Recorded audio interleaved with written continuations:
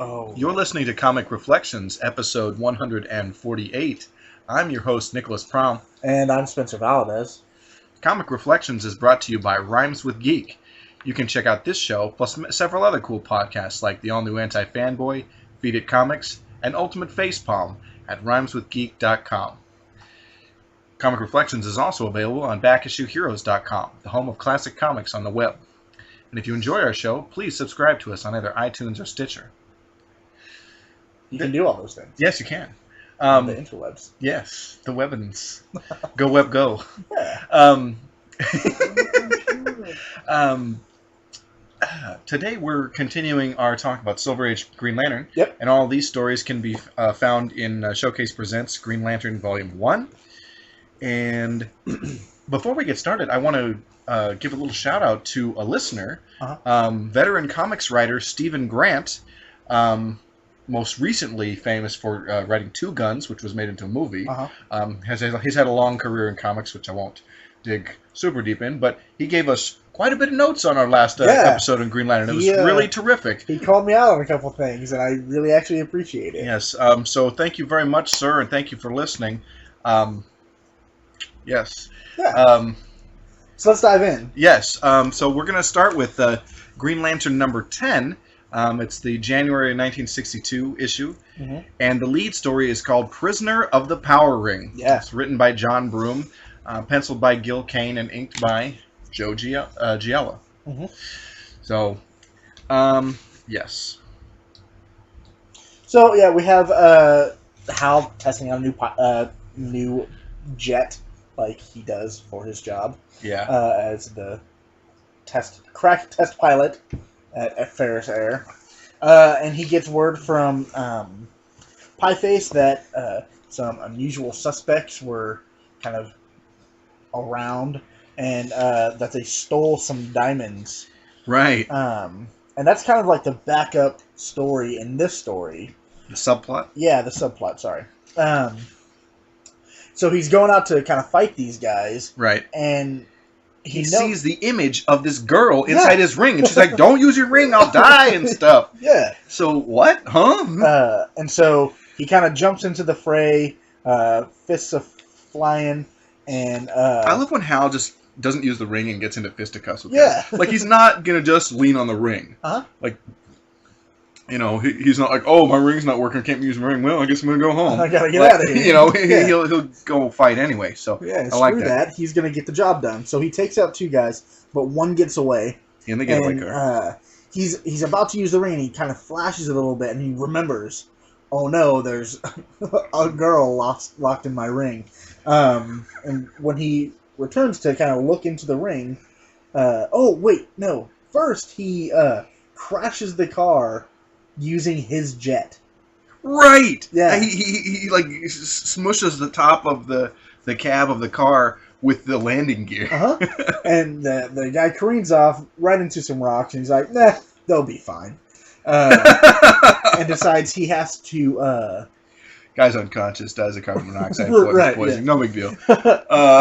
He realizes, oh, I gotta figure out this mystery of who this girl was. So he asks the ring to tell him what's up with this, and so it tells him. Yeah, he's like, yeah, there's someone in there.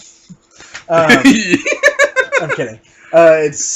We find out that what was his name? Dr.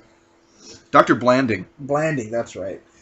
He's created a way to shrink things down into like subatomic size.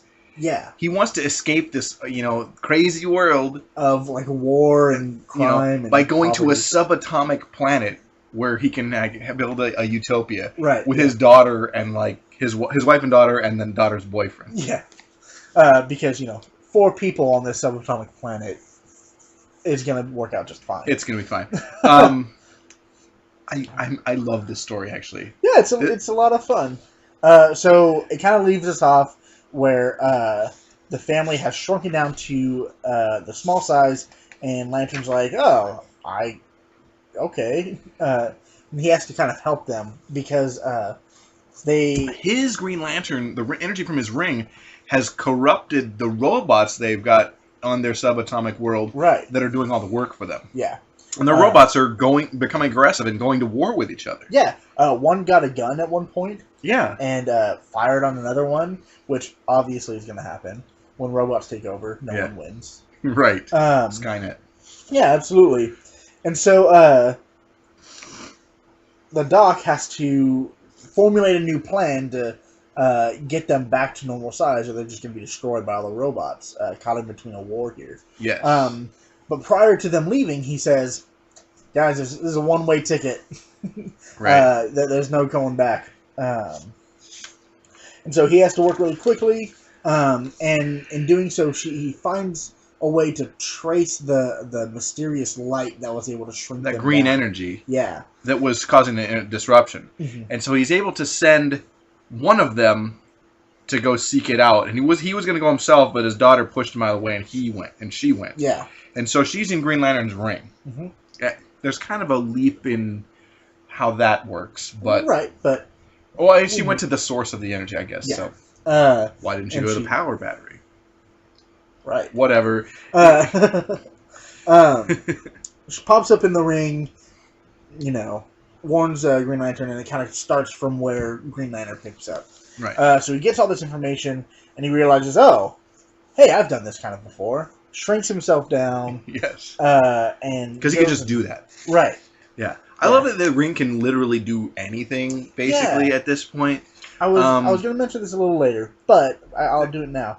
To me, the ring seems totally different than what we see today. Yeah, it's just you just make stuff with it, and it can tell you things. Yeah. But there's no, turning, transmuting matter or shrinking or whatever these days. It's like, but in the Silver Age, it's like the ultimate Deus Ex Machina. Right. Oh, it's a problem? Oh, the ring can fix it. I'll just do this. Mm-hmm. Yeah. One of our co-hosts, sometimes Sean, we always like to say, "Oh, thank God they created the whatever it is." Right. And sometimes that's how the ring feels to me. Yeah. I know it's the source of his power. Yeah. But sometimes it's like, oh, thank God he can melt the bullets with his power ring, or make them explode, or whatever. Or and I get that he could do things like that. Right. But I don't know. Sean is right here. He wants to say anything he can. He's always lurking about somewhere. So Green Lantern shrinks himself down, and he sees that the family is caught right in the middle of the robot war. Yeah, which is by far the most terrifying of all wars. Right? In a war between robots, no one wins. Absolutely. And so Green Lantern protects it, takes out a bunch of the robots. When he puts the green bubble around him, like a force field? Yeah, the shots fired from the robots hit his energy bubble and bounce back at way higher force. Right. Kind of reestablishing the idea that his power is somehow messing up this kind of universe here. Right. So he takes out all the robots. He talks to the family, sweeps them up, pulls them out of the Atom world, and takes them back to regular Earth, and as normal size. And they decide, you know what, we're gonna work to make this world better. Yeah. Instead of trying to escape. Mm-hmm. And it's almost a nice civic duty kind of lesson. And we find out that Will and Beverly Blanding, the daughter and the boyfriend, are getting married in a week. And they want Green Lantern to be the best man. Yeah. Yeah. Because, if you're going to have a best man, why not Green Lantern? Right. Yeah. This was fun. I enjoyed the story a lot. Yeah. There were... Yes. I'm trying to look at these from a new perspective. Those are some of the comments we got from our writing friend on Stephen Grant. Yeah. And I tried to do it and made it way more enjoyable. I wasn't as cynical of the things that the happened. notes he gave us were quite voluminous. Yeah. But I appreciated them a lot. Yeah, totally. And it makes, coming at it from this perspective of a different time for a different age set, for all those things, makes these way more enjoyable.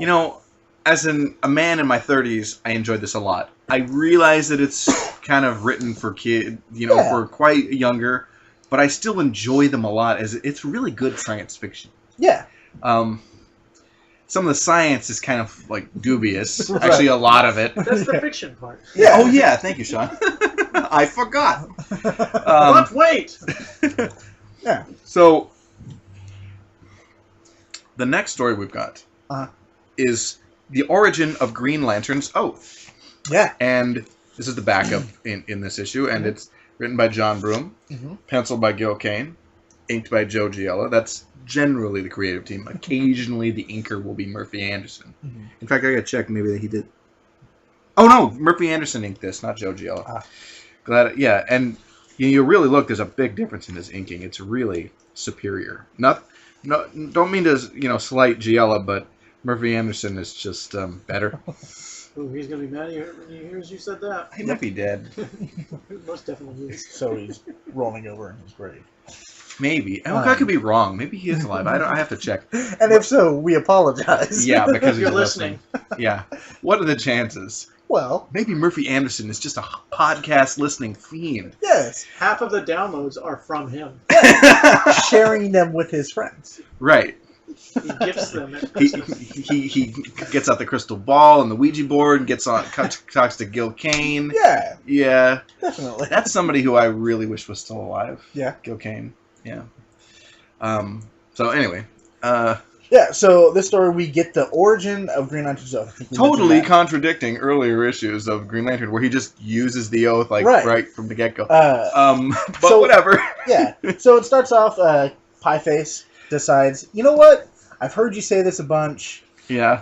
Why do you say it? Where does it come from? And so It comes from the Golden Age. Right. He gives him 3 because Alan stories. Scott used the lantern. Right. Yeah. And so Gardner Fox, I think, would have written the original Lantern Oath. I think. But yeah. But this is the Silver Age. Yes. And so we need new origin. Yes, of course. As demanded by Julius Schwartz, editor. So we get these 3 short tales of little vignettes. Yeah. Of like kind of like the main lines. The main lines in Brightest Day and Blackest Night. No evil shall escape my sight. Right. It's pretty sweet. So just go. You. Yeah. So I just want to mention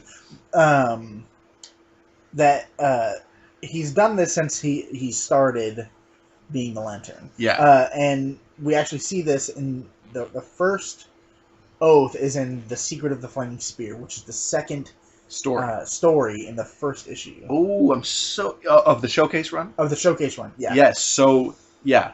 Okay. Yeah. I'm so glad you went back and looked. I had to. I was fact checking their. Because you're like, wait a sec, right? Did he say it in the first the first story? No, he didn't. Adam Surge popped on his hand. But he did say it in what is it? The Secret of the Flaming Spear. That's right. Okay. Which I think was yellow and Mike had like a red tip or something like that. Yeah. Yep, that's the one. Yeah. So Hal tells the story. The first story is about the In Brightest Day. Right. And so he's kind of at the bank, and it's kind of not long after he first got the ring, so he's still kind of an amateur. He's still, figuring everything out. Right. And out of nowhere, there's this blinding flash. These bank robbers have built this, what is it called? A specific kind of bomb. It's a magnesium bomb.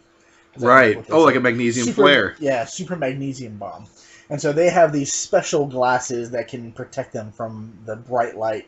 And the bomb goes off, and everyone's blinded. And Hal immediately thinks, I gotta do something here. This is not natural. And so while everyone's blinded, he's able to change into his Green Lantern garb. Yes. And using, I thought this was kind of cool, a cool way to use the ring. Sends out bursts of, throws out waves, and uses that like kind of radar. Yeah. And is able to locate the people kind of like really getting away, Yeah. Because there's a difference between people like stumbling about because they're blinded and specific actions. Right. And so he nets one guy and he handcuffs the other two to a light pole. Yeah. And I love how the bank robbers, they have these cool goggles that help them see. Uh-huh. They're like kind of like dark glasses. Yeah. And so the radar method, as he called it, was something that he said, "Oh, I like it. It was when I was still new at this, and I figured out a way to use the ring in a really effective And I way." realized, just to interject, the 3 vignettes in this story could easily have just taken place before what is the story? The Mystery of the Flaming Spear? Yeah. Is that what it's called? The Secret of the Flaming Secret of the Flaming Spear. Yeah. But yeah, and that can be explained away. Yeah. The inconsistency. Totally. But so it works. Yeah. Because no one in these stories recognizes him as Green Lantern.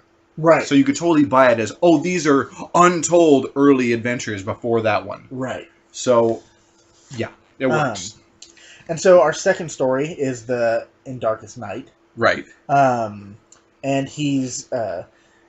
What is cattle rustlers or something? Yeah, so they're prior cowboys. to Pieface being there, his old mechanic is, hey, we're going to take down your engine and tear it apart and put it back together again. And he's totally okay with it, which seems a little frustrating. Right. But he goes in. There's probably more than one plane on the airstrip. Right, yeah. So. We open it up. He goes into the office and he opens up the paper and he realizes, oh, there's train robbers. I didn't know that still happened. And I'm not sure who he's talking to. Doesn't matter. Right. Oh, the desk clerk at his hotel. Says, yeah, it's weird. They keep robbing it and disappearing up into the hills. And so Green Lantern takes off to the hills. It says they're operating on horseback, like gangs of the Old West. Yeah. This is cool because you get to see Green Lantern fight cowboys. Yeah. Which is kind of cool. So he sees them escaping into a cave. A very dark cave. And he's not even really able to penetrate the darkness of the cave with his lantern, with his ring light. And so, weird, but yeah. Again, he's still kind of new at this, and he's still figuring things out. And he realizes, oh, I don't have to make light show up. I can make them light up. Yeah. And so he's able to kind of still stay in the darkness. And when he gets kind of towards them, they light up, and he's able to find them and kind of corral them and take them away to the authorities or whatever. Yeah. Oh, he clocks one. Yeah.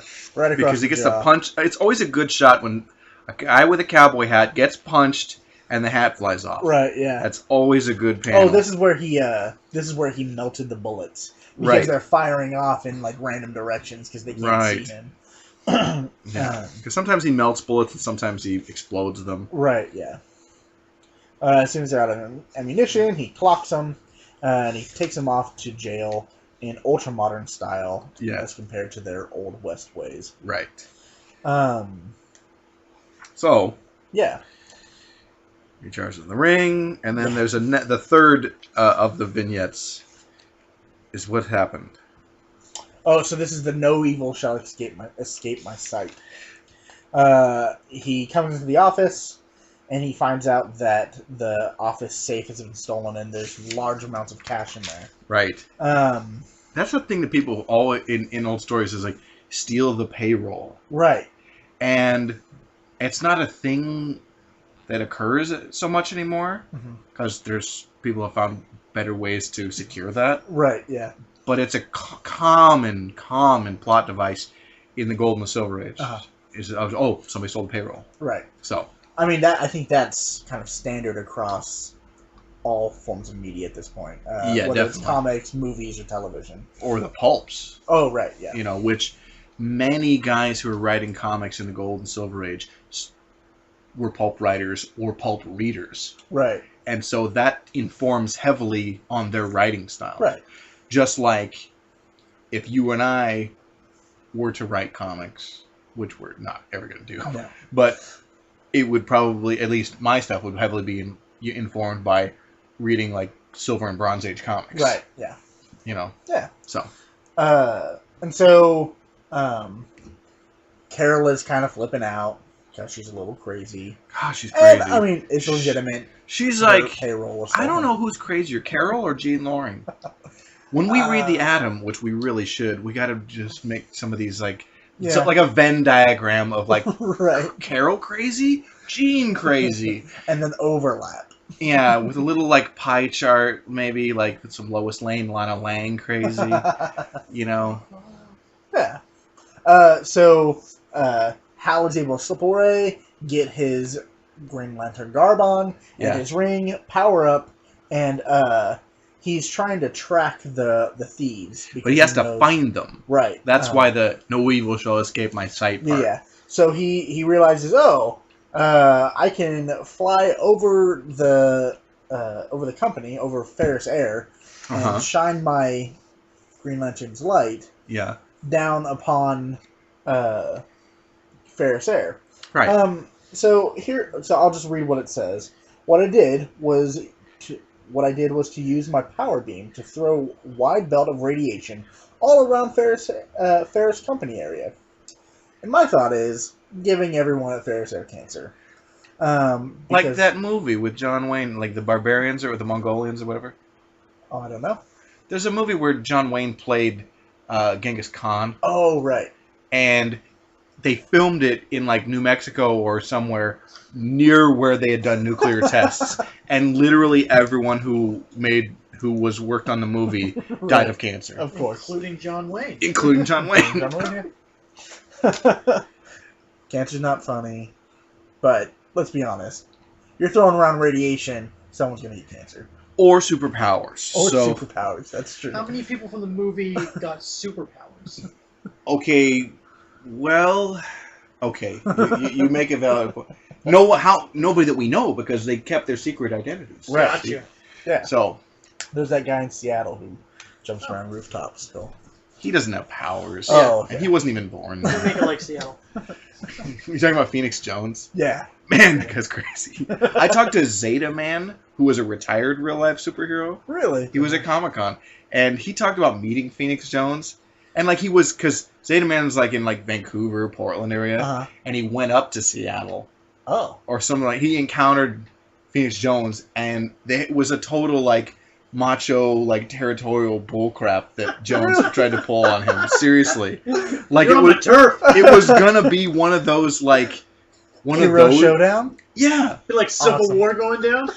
Except it would have been, like, not a cool superhero. It would have been, like... South Park slap fight. No, it would have been, like 90s superheroes, like Shadowhawk and, you know, whomever. Yeah. Moon Ranger or whatever. Oh, Moon Knight's cool. Yeah, but he just gets the crap beat out of them. Yeah. That's what I was imagining, just the endless destruction of their bodies. Yeah. It's so funny. Jordan and I were talking about this on one of our episodes just yesterday. Uh-huh. So anyway, Yeah. So, back to the story. which you should listen to. Yes. Okay. So anyway, back to the story. So he finds tremors of the big truck that they were using to... Yeah. Oh no, they blew the safe is what happened. right. And so he saw the tremors, went after them, takes the guys out, and carries them and the safe back to Ferris Air, where the police are able to take them into custody and give Carol her money back. Okay. And so now he has the 3 lines that begin the Green Lantern Oath. Right. In brightest day and blackest night, no evil shall escape my sight. And they just tell us pie. I just made up the rest part so I could have something else to It rhyme. rhymed. You know, but it works. It's a good oath. Yeah, totally. And so that's kind of where the story ends there. But fun. Yeah. We get a little background into the Silver Age Oath compared to other stuff. So the next issue we're going to talk about is Green Lantern number 11. Uh-huh. And the lead story is The Strange Trial of Green Lantern. It wasn't that strange. Well, it was kind of strange. It was strange. It was pretty strange. Sort of strange. Written by John Broom. Penciled, he wrote the bulk of the series. Pencil. What? Huh? What did you say, Sean? Last name. Guy's last name's Broom, right? Oh, Sorry. Oh, mock Illustrated joke. by Mike Mott. no, by Gil Kane. Oh, No, penciled by Gil Kane and inked by Joe Giella. Don't look it. Man, who people on Facebook, I'm like seeing like, Joe Giello's ink suck, like in some other thread. Right. Was interesting. I'm like, okay, he's fine. He's not like the best, Right. but it's like Vince Coletta level of hate for Joe Giello's inks. I'm like, wow. Okay. Do you want to get in? Yes. So- Let's just talk about the story. Okay. So we kind of start the story off with Green Lantern before a jury of his peers, talking, and Tomar Ray is kind of leading this kind of He's the only other Green Lantern that is named. right. All the other ones, they mention where they're from, Yeah. but it'll be decades, or I don't know. But Uh-huh. at least not in this story. Again, they're not named. Yeah. So Tomar Ray is, hey, the Guardians have charged us with bringing these charges up against you and holding court. And, Here's something. How come the Guardians didn't do it? Were they Right. too busy? Yeah, apparently, when, the Guardians are always so busy. Right. And so they say, jury of your peers are the other Lanterns, and so we've heard your side of the story, and you've admitted to all these terrible things. Yeah, he was like just lazing around or Yeah. not doing. He actually went into a bank and was about to rob it, and then he kind of came to his senses and flew out the door. Right.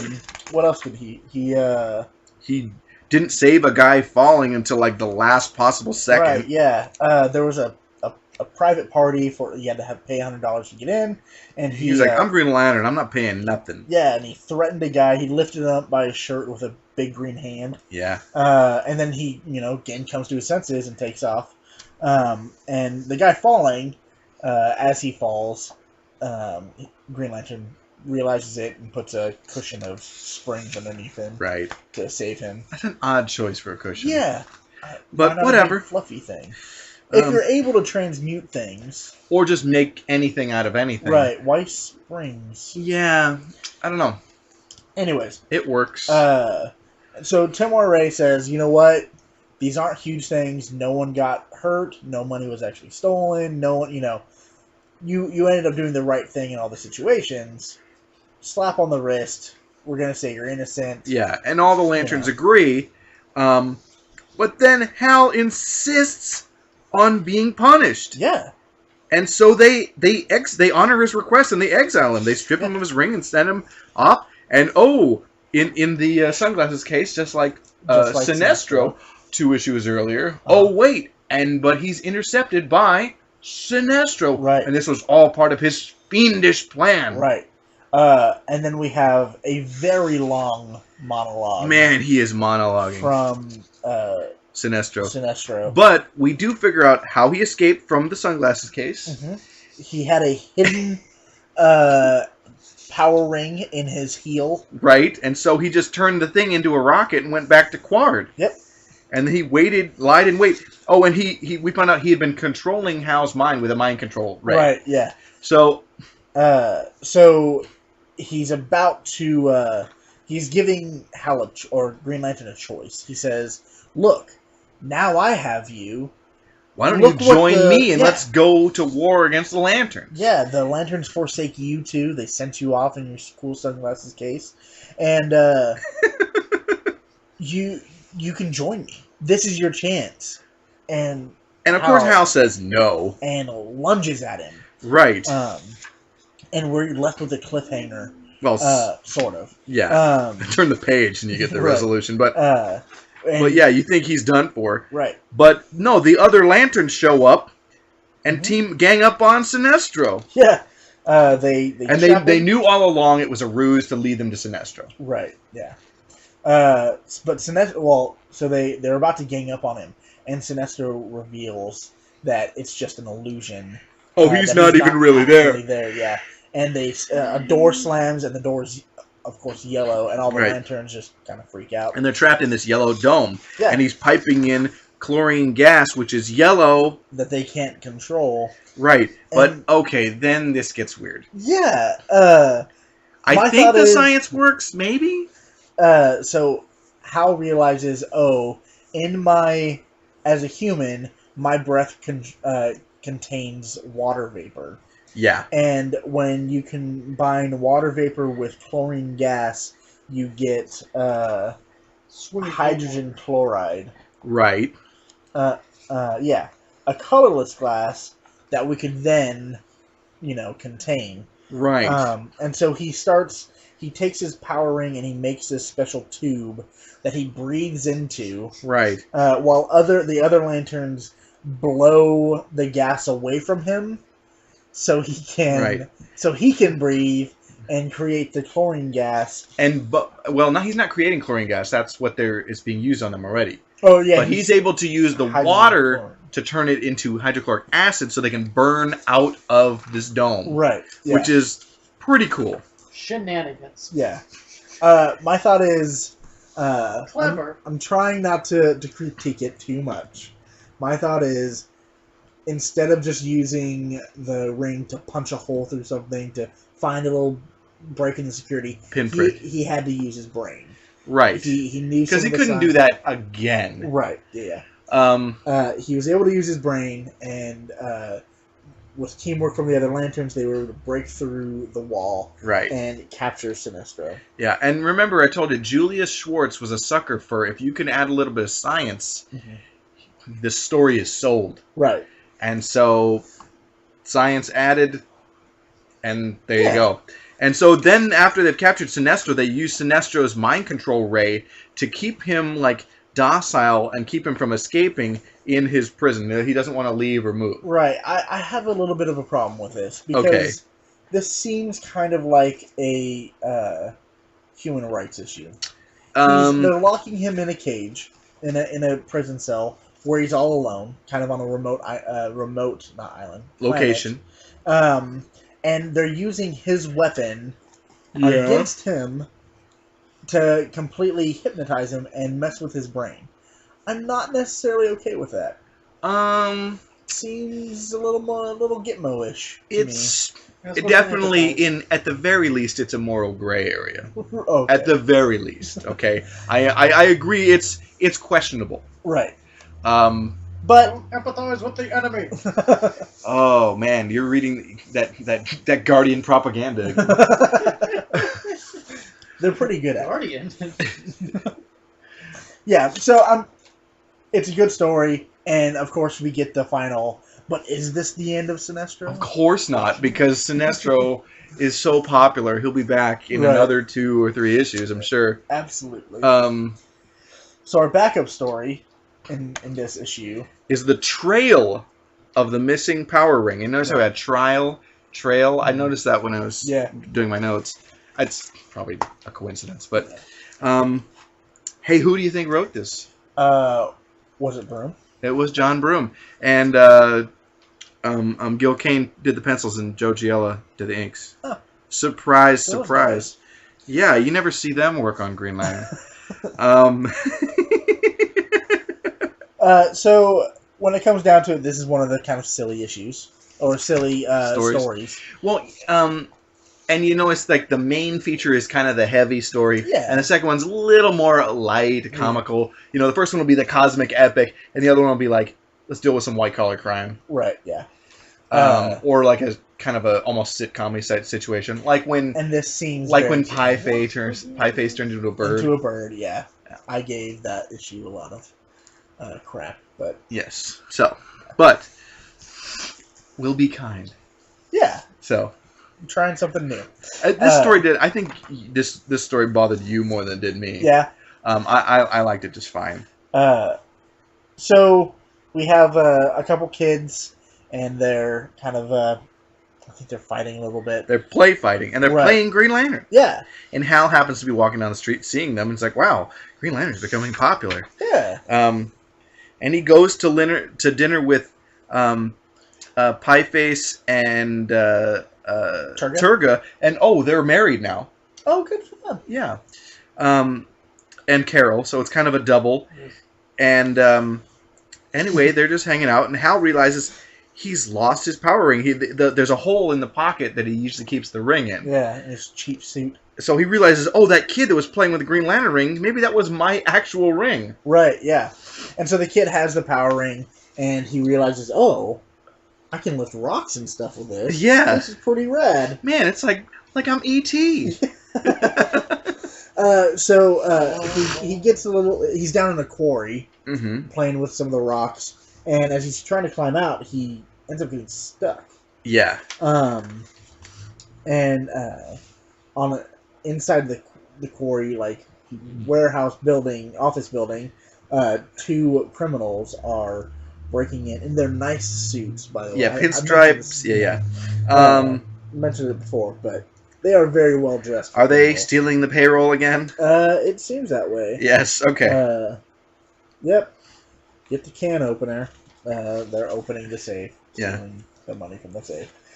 Two kids realize, hey, their buddy's been gone for a while. He was playing down at the quarry across town. Oh no, Hal comes up, asks them, hey, where's that other kid? Yeah. Tell them they were down at the quarry. Yeah. So Hal gets there and sees that this guy's robbing the place, Mm-hmm. and so he springs into action as Green Lantern, but without the ring. He says, "Well, I still have to do this," and so gets a nice shot of Hal in fisticuffs. Yeah. He has a good right hook. Yeah. He gets one, but the other has a gun. Right. And the kid is kind of still trapped down in the... like a crevice or something. Yeah. But he's aware of what's going on. And Green Lantern's getting kind of the pulp beat out of him. Yeah, and so the kid thinks, well, I can't do anything. Maybe I can will the ring to go back to Green Lantern. Right. And so it does. And Hal... So for me, this was pretty incredible. Because in some of the more recent issues of Green Lantern with Kyle Reiner and stuff... Yeah. I know. You just heard my tone of voice, like, oh, Kyle Rayner. He became a very powerful Green Lantern. Yes. And one thing that the Lanterns always struggled with up until Kyle Reiner was that fact that if they lost their ring in any way, they were pretty much powerless. Sure. And when Kyle became, he went on to become like Ion and pretty much godlike. He gave himself the ability to keep the ring. Like the power was like within him. Yeah, use it from afar. And so he was able to take a couple of guys out at one point, and they had taken his ring and taken it off, and he was able to summon it back to him. Sure. And this kid, using his own willpower in the very early stages of Green Lantern, is able to send the ring, because he wasn't able to take it off, I don't think. Right? No, that wasn't it. He just says, I can't throw it up to him.